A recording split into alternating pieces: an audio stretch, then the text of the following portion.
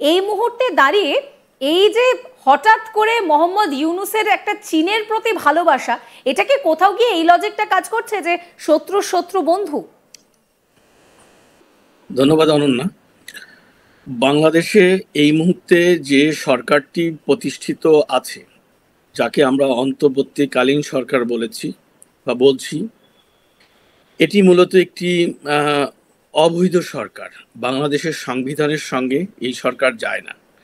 তো বাংলাদেশের সংবিধানকে তারা তোয়াক্কা না করে এই সরকারটি প্রতিষ্ঠিত করেছে, যে কারণে এই সরকারটিকে আন্তর্জাতিকভাবে স্বীকৃতি পাওয়া খুবই দুরূহ ব্যাপার হয়ে দাঁড়িয়েছে।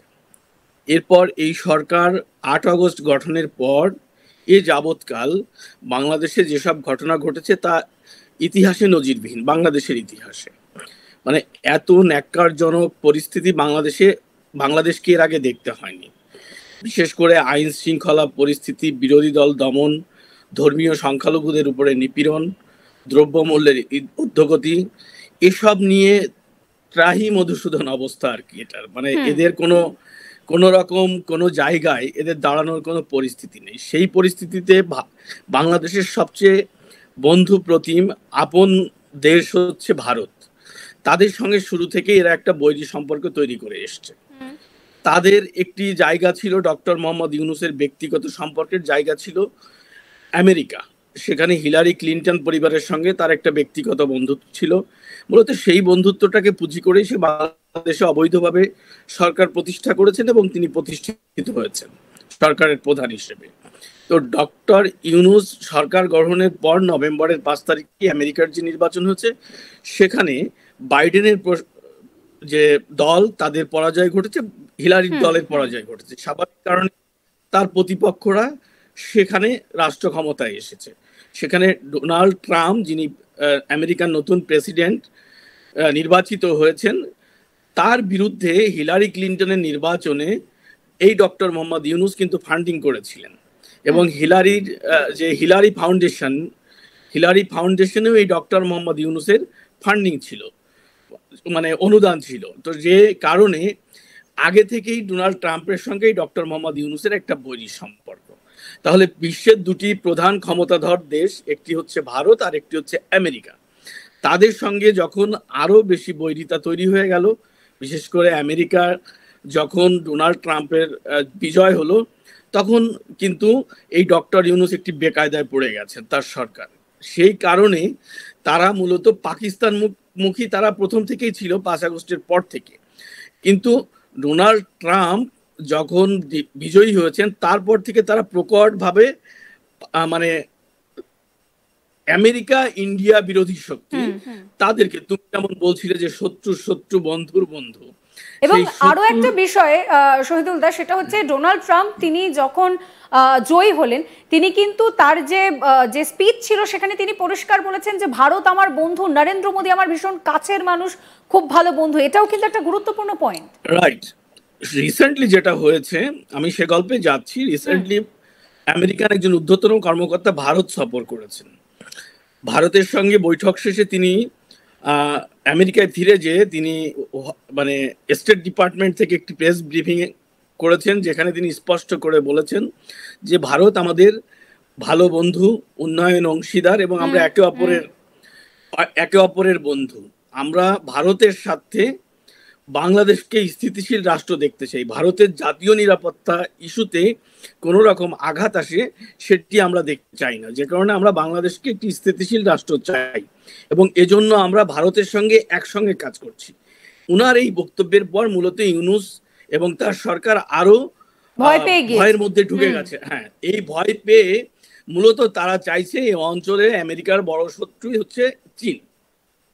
তো সেই চীনের কাছে তারা দ্বারস্থ হওয়ার জন্য তারা ছুটছেন, কারণ তাদের যে বন্ধু, ইউনূস সরকারের একমাত্র বন্ধু পৃথিবীতে এখন হচ্ছে পাকিস্তান।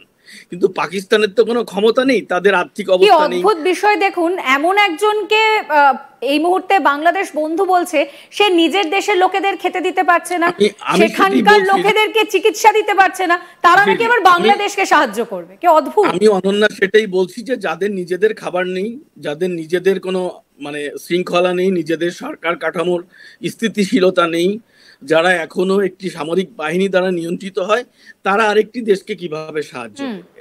তো পাকিস্তান তাদেরকে কোনো রকম বাংলাদেশকে সাহায্য করার কোনো সুযোগ নেই। তো সেই পরিস্থিতিতে দাঁড়িয়ে ইউনূসের দরকার একটি বড় শক্তিশালী রাষ্ট্র। তো তারা একটি রাষ্ট্রই পৃথিবীতে আছে যারা মোটামুটি বাণিজ্যিকভাবে মানুষের সঙ্গে কাজ করে, সেই রাষ্ট্রটি হচ্ছে চীন।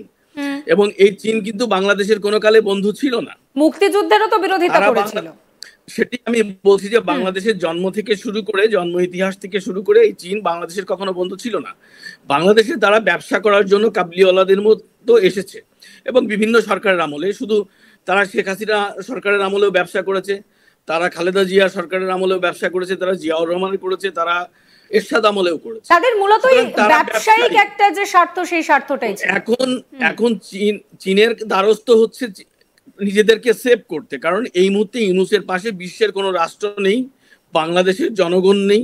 বাংলাদেশের যে ছাত্র জনতার নামে যে জঙ্গি হামলার মধ্য দিয়ে তারা রাষ্ট্র ক্ষমতায় আসীন হয়েছিল, সেই ব্যাপারটি এখন ক্লিয়ার হয়ে যাওয়ার পরে সাধারণ মানুষ এবং যারা রাজনৈতিক দল, বিশেষ করে বিএনপির মতো বড় রাজনৈতিক দল, বাংলাদেশের কমিউনিস্ট পার্টি সহ বিভিন্ন রাজনৈতিক দল, তারা এখন ঘুরে দাঁড়িয়েছে। তারা এই ইউনূস সরকারকে সমর্থন দিচ্ছে। স্বাভাবিক এই মুহূর্তে কিন্তু ইউনূস সরকার তার নিজেরই এই পুরো সরকারটাকে সামলে নিয়ে চলা এবং যাদেরকে তিনি নিয়ে কাজ করছেন তাদেরকে তিনি সেইভাবে সাজানোর সময় পাননি। চীনকে এখন ভীষণভাবে কাছে টেনে নেওয়া হচ্ছে। আমরা যদি একটু হিস্ট্রিটা দেখি, চীন কিন্তু এরকম বন্ধু সেজে এসে পিছন থেকে যাকে বলে ছুরি মারা, ব্যাক স্ট্যাবিং, সেটা করতে চীন সিদ্ধহস্ত। আমরা যদি শ্রীলঙ্কার কথা ধরে নিই, শ্রীলঙ্কাকে চীন প্রথমে বললো যে ঠিক আছে, এত সমস্যা হচ্ছে, আমি তোমাকে ঋণ দিচ্ছি, ঋণ ভরে দেওয়া হলো, এবং তারপরে দেখা গেল যে শ্রীলঙ্কার ঠিক কি অবস্থা হলো। চীন সবসময় চেয়ে এসেছে যে তার যে আধিপত্য, সেই আধিপত্যটা সে বজায় রাখবে, সেটা প্রথমে বন্ধুসুলভ আচরণ করে, তারপর সেখানে পিছন থেকে ছুরি মারা।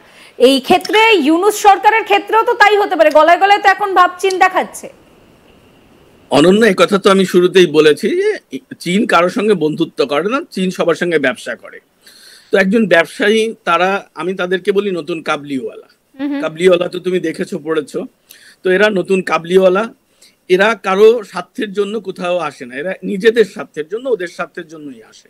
এবং শ্রীলঙ্কার কথা তুমি বললে, শ্রীলঙ্কাকে তারা যেভাবে ড্যামেজ করেছে এই ঋণের বোঝা চাপিয়ে, এবং বাংলাদেশে তারা শেখ হাসিনার দূরদর্শী নেতৃত্বের কারণে তারা শেখ হাসিনাকে ইয়ে করতে পারেনি, সরকারকে বেকায়দায় ফেলতে পারেনি। কিন্তু শেখ হাসিনা সরকারের উৎখাতের পেছনে চীনের যে ব্যাপারটা, চীনের যে ব্যবসা বাণিজ্য, সেটাকে কোন রকম সেই সংযোগটাকে তুমি উড়িয়ে দিতে পারো না।